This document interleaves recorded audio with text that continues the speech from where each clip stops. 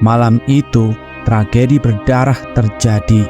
Di dekat pintu, seorang perempuan yang sangat cantik dengan kecantikan sentuhan kadewatan berdiri terdiam dan pasrah. Dia hanya melihat dengan tangan memegang perut yang tengah hamil. Dialah Ken Dedes, perempuan pemilik cahaya kadewatan yang menurut para rohaniawan kelak akan melahirkan raja-raja besar tanah Jawa. Di depannya, suaminya terbaring sekarat dengan dada terkoyak. Sebilah keris menancap dan tertinggal di sana. Seorang pria kuat dengan tangan berlumur darah tersenyum picik dan puas. Dia baru saja membunuh pria yang bernama Tunggul Ametung. Dialah Ken Arok, sang pembunuh dengan tangan berlumur darah. Anehnya, Ken Dedes yang melihat suaminya, Tunggul Ametung, dibunuh dengan sadis oleh Ken Arok, justru memilih diam dan pasrah. Lalu entah bagaimana menikah dengan Ken Arok, pembunuh suaminya. Ada luka batin dan kekecewaan mendalam dan lama di hati Ken Dedes terhadap suaminya. Perasaan perempuan sangatlah rumit untuk dijelaskan. Sejak malam itu, bayi yang dikandungnya menjadi yatim. Tapi anak malang itu akan menemukan takdirnya. Kelak akan menjadi raja tanah Jawa dengan jalan yang penuh tragedi. Percaya atau tidak, karma itu ada. Sopo nandur bakal ngunduh. Di dalam Islam, setiap perbuatan dosa akan berimbas ke diri, baik itu besok, lusa, atau entah kapan. Itulah yang terjadi pada Ken Arok nantinya, dan tentang putra yang dikandung Ken Dedes. Bagaimana dia menemukan jalan takdirnya untuk menjadi raja, sebuah jalan cerita yang sangat epik, sebuah pelajaran yang syarat makna, tetap di Bumi Semesta.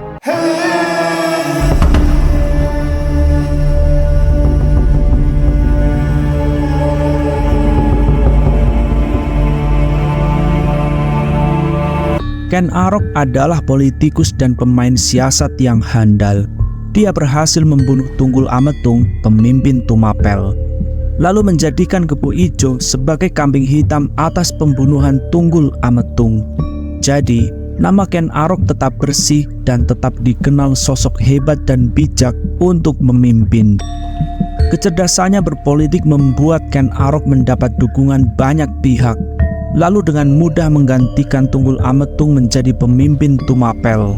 Gurunya, Resi Loh Gawe, seorang spiritualis hebat dan dikenal sakti, mengatakan bahwa kelak Ken Arok akan menjadi raja besar. Ucapannya terbukti benar. Dia menyulap daerah kecil Tumapel menjadi kerajaan yang besar. Puncaknya saat dia beserta para pasukannya berperang melawan Kediri dan berhasil mengalahkan Kediri. Jadilah Tumapel menjadi kerajaan besar di tanah Jawa. Bersamaan dengan penaklukan-penaklukan yang dilakukan oleh Ken Arok, Ken Dedes telah melahirkan seorang putra. Mereka menamainya Anusapati. Kelahiran ini tidak membuat Ken Arok begitu terkesan. Dia bukan darah dagingnya sendiri. Dia justru menikah lagi dengan perempuan lain, Ken Umang. Dari pernikahannya dengan Ken Umang, Ken Arok dikaruniai 4 orang anak, yaitu Panji Tohjaya, Panji Sudatu, Tuan Weregola, dan Dewi Rambi. Kali ini Ken Arok sangat bahagia dengan kelahiran anak dari Ken Umang karena darah dagingnya sendiri. Beberapa tahun berselang, baru Ken Dedes dikaruniai anak lagi hasil pernikahannya dengan Ken Arok. Mereka menamainya Mahesa Wong Ateleng, yang kelak akan melahirkan seorang manusia besar bernama Raden Wijaya, pendiri kerajaan Majapahit, kerajaan terbesar yang pernah ada hingga menguasai Nusantara. Sekali lagi, ramalan para rohaniawan bahwa Ken Dedes memiliki cahaya kadewatan yang kelak darinya akan melahirkan raja-raja besar tanah Jawa terbukti benar. Bahkan karena alasan inilah, alasan bahwa Ken Dedes memiliki cahaya kadewatan, membuat Ken Arok begitu nekat membunuh Tunggul Ametung dan memperistri Ken Dedes. Gurunya pernah bilang kalau Ken Arok akan bisa menjadi raja besar apabila memiliki istri pemilik wahyu kadewatan seperti Ken Dedes. Ini mengingatkan penulis pada diri Presiden Soeharto. Salah satu rahasia besar kesuksesan Soeharto sebenarnya ada di diri istrinya, yaitu Siti Hartinah. Sebenarnya, wahyu kadewatan ada di diri Siti Hartinah.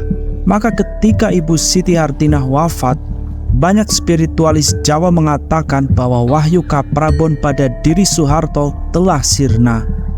Dan para penasihat spiritualnya mengatakan untuk Soeharto jangan maju lagi menjadi presiden. Tapi beliau tetap nekat maju dan terjadilah pelengseran dirinya secara brutal disertai tragedi berdarah yang tidak akan pernah terlupakan dalam sejarah perjalanan Indonesia.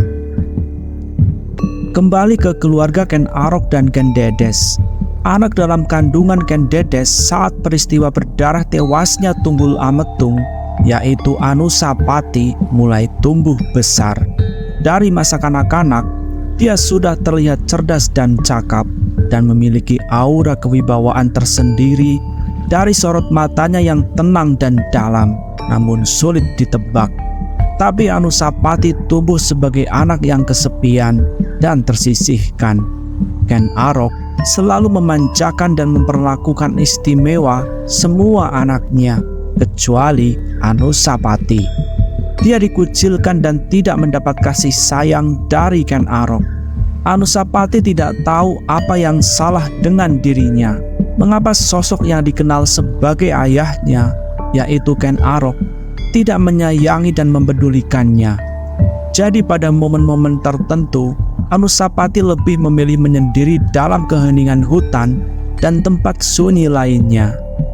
Pada saat-saat tertentu, dia ingin menunjukkan kepada ayahnya bahwa dirinya bisa dibanggakan, seperti belajar dengan sangat keras, baik belajar kanuragan dan ilmu lainnya, lalu menunjukkan kepada ayahnya bahwa dirinya adalah yang terbaik. Tapi seperti biasa, Ken Arok mengacuhkannya. Dia tidak memperdulikannya. Ketika Anusapati mulai beranjak dewasa, pikiran dan jiwanya semakin matang, bahkan ambisinya tumbuh bersamaan dengan semakin bertambahnya usia. Sebuah pertanyaan tentang mengapa dirinya selalu dibedakan dengan anak-anak lain Ken Arok pada akhirnya semakin mengganggu pikirannya untuk mengetahui alasan dibaliknya.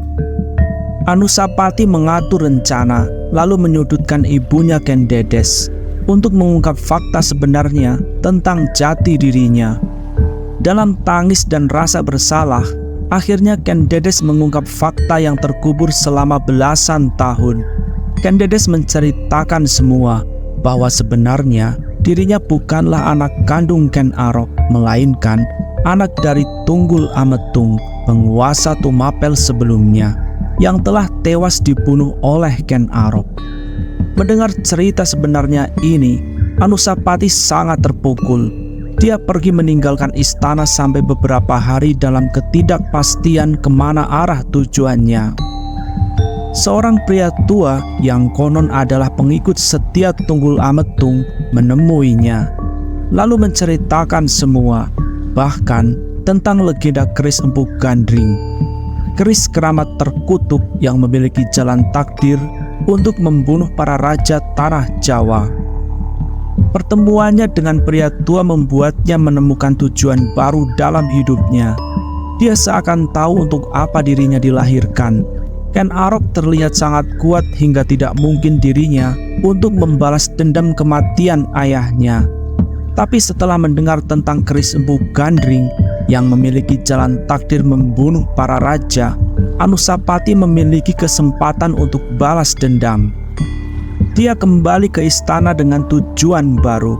Dia terlihat ambisius dan cerdas untuk mengatur rencana, tapi sifat gegabahnya belum juga hilang. Jadi pada beberapa momen dia mudah ditebak. Setiap harinya dia sibuk mencari keberadaan keris Empu Gandring. Seperti ada bisikan gaib, Anusapati seakan ada yang memandu untuk entah bagaimana bisa menemukan keberadaan keris Empu Gandring. Konon, pusaka kuno yang sakti dan sakral selalu diisi oleh makhluk gaib yang kuat. Keris Empu Gandring sudah dikutuk untuk membunuh raja-raja tanah Jawa yang mengalir dari Ken Arok dan seluruh keturunannya. Jadi keris itu seakan memiliki nyawanya sendiri untuk menuntaskan tujuannya. Malam itu, Anusapati memegang keris Empu Gandring. Keris itu bahkan terlihat belum selesai dan ada cacat di beberapa titik. Tapi energi yang keluar terlihat sangat besar. Anusapati bisa merasakannya. Meski hanya memegang, tubuhnya merinding dan bergetar. Anusapati tidak bodoh. Dia mengatur rencana dan siasat. Dia telah banyak belajar dari Ken Arok sendiri. Jadi, dia menyuruh seseorang kepercayaannya dengan dijanjikan bayaran yang sangat tinggi dan janji-janji manis lainnya untuk membunuh Ken Arok. Anusapati pintar bersilat lidah dan memiliki bakat seorang negosiator yang handal. Anusapati memilih waktu di mana Ken Arok terlihat paling lengah dan lemah. Hari itu, Ken Arok baru pulang dari perjalanan jauhnya dan terlihat sangat lelah dan lapar. Seluruh juru masak istana ditugaskan untuk menyiapkan hidangan terbaiknya. Setelah Ken Arok membersihkan diri, malam itu Ken Arok segera menuju ke perjamuan makan malam. Ken Arok segera menyantap hidangan terbaik yang disiapkan juru masak dengan lahap. Anusapati sangat mengenali Ken Arok. Dia sangat lengah saat memakan makanan kesukaannya. Pada momen ini, Anusapati memberi tanda pada orang suruhannya. Dengan sangat cepat, pembunuh itu menikam Ken Arok dari belakang. Lagi-lagi dengan keris Empu Gandring. Senjata itu mengoyak punggung Ken Arok dan membelah jantungnya. Lalu membiarkan keris itu tetap menancap di punggungnya. Pembunuh itu sangat gesit dan bisa melarikan diri. Anusapati memilih orang yang tepat. Peristiwa kematian Ken Arok ini bahkan diabadikan dalam prasasti Mula Malurung pada tahun 1255 Masehi. Tidak berhenti di sini, Anusapati kembali memainkan siasatnya. Keris Empu Gandring ada di tangannya.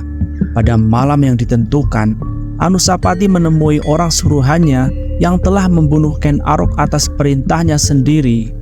Di rumah orang suruhannya yang sepi, Anusapati mendekatinya seakan hendak memeluk dan mengucapkan terima kasih.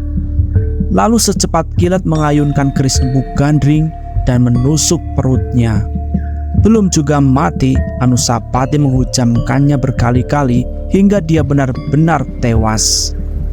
Dengan kematian orang suruhannya sendiri, Anusapati telah memastikan bahwa tidak ada yang tahu di dunia ini bahwa dirinya lah dalang di balik pembunuhan Ken Arok. Beberapa bulan setelahnya, sesuai dengan perundang-undangan tata negara, Anusapati adalah pewaris tahta pertama kerajaan Tumapel karena anak pertama dari istri pertama. Tapi kisah perjalanan keris Empu Gandring belum selesai. Kelak, Anusapati juga tewas oleh keris Empu Gandring itu sendiri dengan jalan yang juga mengenaskan.